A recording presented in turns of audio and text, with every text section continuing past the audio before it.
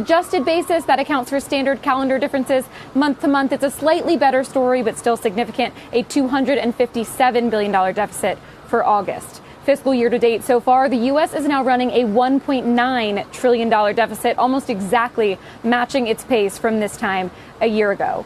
And this report shows Treasury is both spending and taking in more. Now, we have to be clear. We have to continue to be clear with Canadians that this won't always be easy. What's happening, as I said earlier, in the global economy, partly in jest, but this is serious now. What's happening in the global economy is not a transition. It's a rupture. It is a major change in a fast period of time. The U.S. is fundamentally transforming all of its trading relationships, not just with Canada. The effect is profound. It's displacing workers. It's disrupting supply chains. It's causing immense uncertainty that's curbing investment and increasing unemployment. We're over the shock, but we should never forget the lessons. We have to look out for ourselves, and we have to take care of each other. The morning light over Ottawa fell in long, quiet strokes across the snow-lined streets. In the distance, the Parliament's spires pierced the pale sky, glinting gold where the sun brushed them. Inside the newsroom of the Northern Dispatch, the air was heavy with coffee and tension. Maya Leduc, a senior economic correspondent, sat at her desk, eyes fixed on the glowing numbers on her screen. 345 billion. She whispered it to herself like a warning, like a secret that carried too much weight to say aloud. It wasn't Canada's number, it was America's. The U.S. deficit, now swollen beyond control, had become the world's favorite talking point. Yet in this newsroom, laughter had crept into the corners of conversation, a kind of uneasy, nervous laughter. Canada had always watched America with a mixture of admiration and worry. They were neighbors, partners, and rivals, every tremor that shook Washington seemed to send faint ripples across the border. But this time, something felt different. Maya opened a message from her editor, Rafik, "Run with the deficit story. Focus on what it means for us. Don't mock but don't flinch either." She read the message twice. Then she stood, grabbed her notebook, and walked toward the window. Below, Ottawa moved slowly, quietly, cars cutting through the morning cold, people bundled in thick scarves, a world pretending nothing was wrong. But Maya could feel the unease rising across the border and in the silence between coffee sips and keystrokes. It felt as though Canada was holding its breath. In Washington, the tone was different. Miles away, across an invisible line of geography and politics, David Ross leaned against his office window on Constitution Avenue. He had spent his life studying numbers as an economist for the Treasury Department. He'd seen plenty of deficits come and go, but this was different. The $345 billion figure wasn't just a statistic. It was a reflection of years of unresolved choices, wars that never ended, tax cuts that never balanced, policies that fed hope but starved accountability. The markets were restless, and whispers from Europe and Asia carried a single question: has America lost control? David's phone buzzed. It was an old friend from graduate school, now an economics professor in Toronto. "Still holding up, Ross?" Came the familiar Canadian drawl. "I see your government's got quite the mess down south." David sighed. "Don't start, Eric." "Not mocking," Eric replied, though there was a thin smile in his voice. "Just wondering if you've started applying for citizenship up here." There was silence, then soft laughter on both ends, laughter that wasn't joy, but fatigue. They both knew what it meant to live under governments that promised stability and delivered tension. "Truth is," Eric continued, "Canada's been bracing for this. We knew the U.S. couldn't keep juggling debt and politics forever, but still. Watching it unfold? It's strange, like seeing an older brother stumble."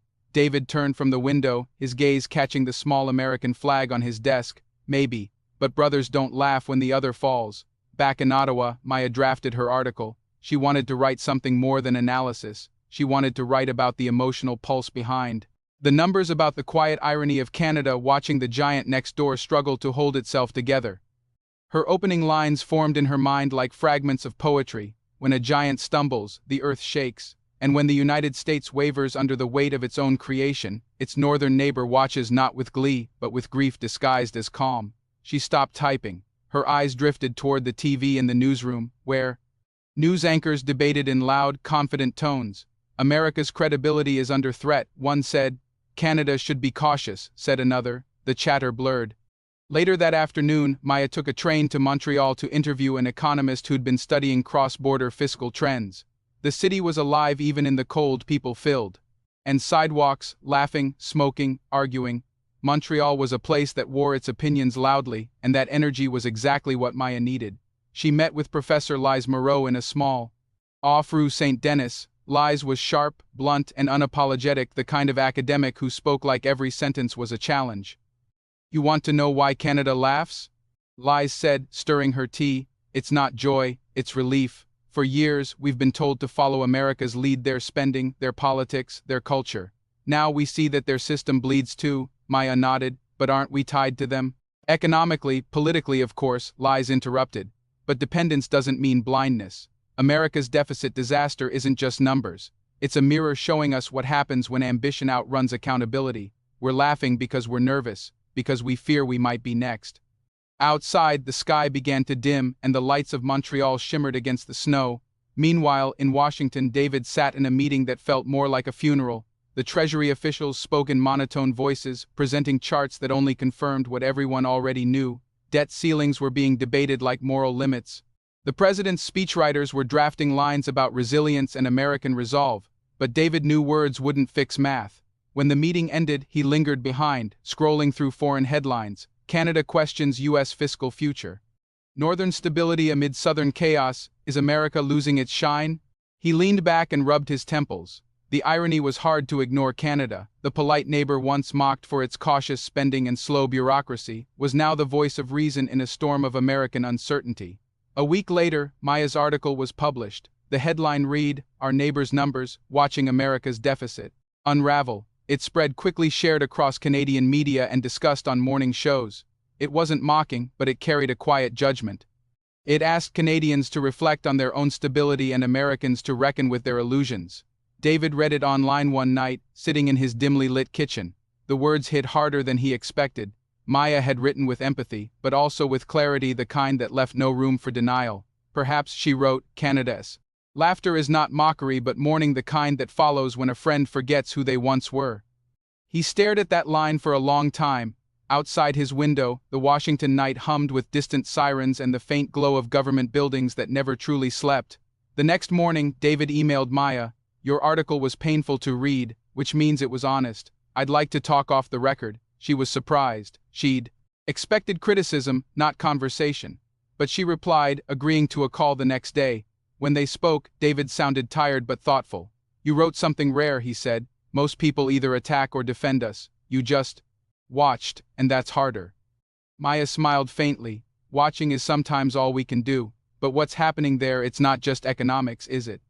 "No," David admitted. "It's identity. For decades, America's power wasn't just its money, it was the belief that we could always fix what we broke. Now, I'm not sure people believe that anymore."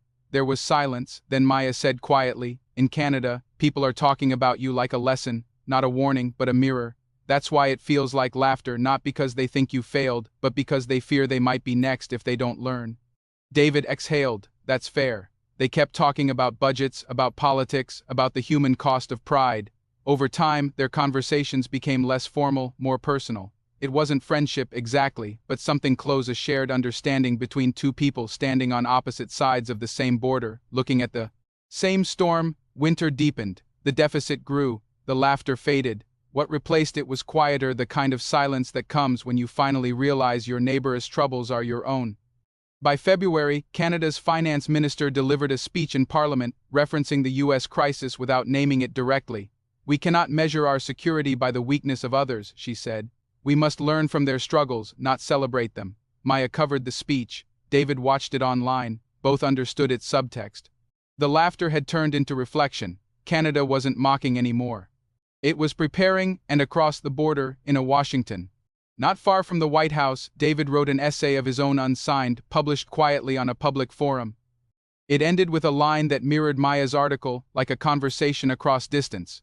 "When the world laughs at America's deficit, it forgets that every nation carries its own quiet debt of pride, of promises, of time borrowed from tomorrow." The essay went viral, and when Maya read it weeks later, she smiled. There was no byline. But she knew the voice. The world kept turning. The deficit kept growing. But something in the air had shifted, not laughter now, but understanding. Canada still watched America, and America still defended itself. But between the numbers and the noise, two neighbors had begun to listen. The reaction in Canada was not immediate outrage or sympathy, but a quiet ripple of disbelief that spread through television studios, coffee shops, and parliament corridors. When the U.S. Treasury numbers first hit the newswires, most Canadians read them like they would a weather report from another continent, interesting, perhaps alarming, but far enough away to feel safe. Within hours, however, the headlines became unavoidable. America's fiscal cliff deepens. Washington's spending machine spins out of control, 345B and counting, for a country that had built its national identity around being careful, modest, and practical. The sheer magnitude of the U.S. figure felt like a dark kind of comedy. In the newsroom of the Northern Dispatch, Maya Leddick listened to her producer argue with an editor about tone. "We can't sound smug," the producer insisted. "We share their market. We share their fate." The editor shook his head. "Readers already feel the irony. Let's not pretend otherwise." The debate captured the national mood. Canadians did not want to gloat, but it was hard to ignore how years of warnings about overspending and economic bravado had finally come home to roost next door. Economists across the country offered calm but pointed commentary. "It's not just about numbers," said Dr. Liz Moreau from McGill University on CBC Radio, "it's about values." Americans view debt as a tool of ambition. Canadians see it as a reminder of limits.